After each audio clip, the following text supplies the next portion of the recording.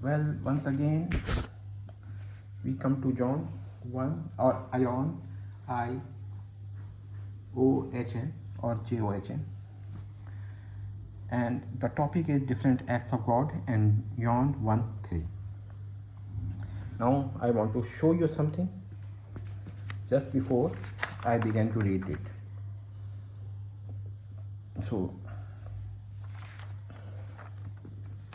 yes, of course, I have put down my mobile. Now, everyone agrees that God performs or does different types of acts with the exception of few.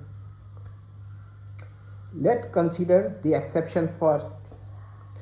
They say God can do only one type of act, and that is the act of making or act of creation. All the other acts are actually different types of act of making oblique creation. For example, to see is an act of making or creation. To hear is an act of creation, a type of act of creation. But others opine that act of making or act of creation is one of the types of act which God can do or God doesn't do, or both. If we study Tanakh carefully, we find many acts other than the acts of making / creation. These are not the different type of acts of making or creation or different cases of acts of making or creation, but acts other than act of making oblique creation. It may be noted that we have assumed that act of making and act of creation are synonyms for the simplicity of discussion. Now, different acts mentioned in the Holy Tanakh. Number 1, seeing. Reference Genesis 1, 4, 10, 12, 18. Number 2, saying or speaking. Reference Genesis 1, 3, 6, 9, 11. Psalm 3, 3, 9, 6, 9. Willing or pleasing.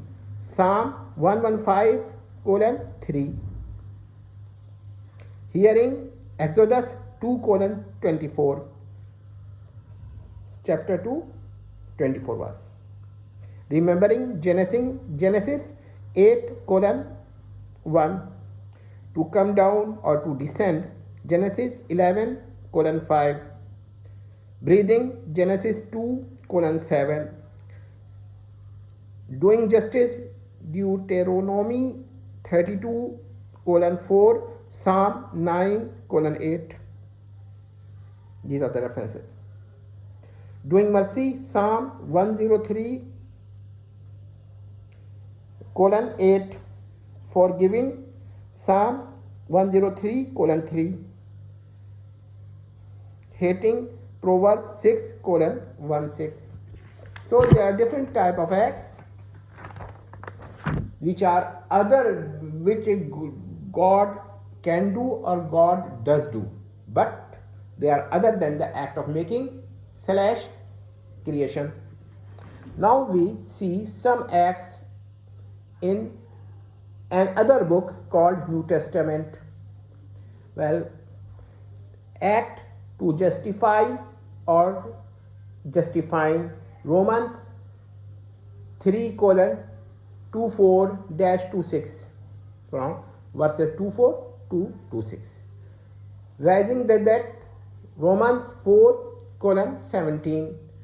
Comfort 2 Corinthians 1, 3-4. Chapter 1, verse 3 to 4. But our basic argument depends upon Tanakh, not on NT. Similarly, some acts may be found in Talmud. So what I am trying to say that there are different type of acts. Now, these acts are other than the act of making.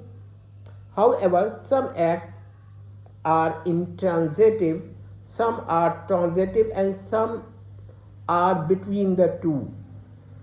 They have terms. The terms come in existence with the act, it does not pre-exist the act. And by the act, I mean divine act or divine work or divine doing. For example, act of saying or act of speaking brings words and sentences in existence from non-existence. First recorded words or first recorded sentence which God spoke is let there be light or yehi or be light. As God spoke in Hebrew, light came in existence immediately. This shows that the word or sentence spoken was not eternal, yet it was other than act of creation. So, how that these words came in existence? They came in existence from the act of speaking, not from the act of creation. So, act of speaking, neither eternal nor act of creation. So, this is a very important thing. The word or sentence which came in existence were neither eternal nor created but spoken. However, it may be the case that anything brought in existence by any act other than the act of creation may be subsistent and not an accident. So, it may continue to exist as a per se subsistent or uh, or as a per se subsistent, it may continue, or per alias subsistent. Now one may say logos was or is. Logos is neither created nor eternal but spoken. How now we do not need to make any exclusion by the axiomatic exception. One may say any term that comes in existence from an act other than the act of creation is neither eternal nor created but directly ascribed to the act that is other than the act of creation. The term may be per se subsistent or per alias subsistence. The term may continue to exist and may not be temporal, that it may cease to exist after a period of time. So it is very important thing that if God spoke a word or a sentence, the sentence may continue, and it is wrong to say that the sentence ceased to exist as soon as it was spoken.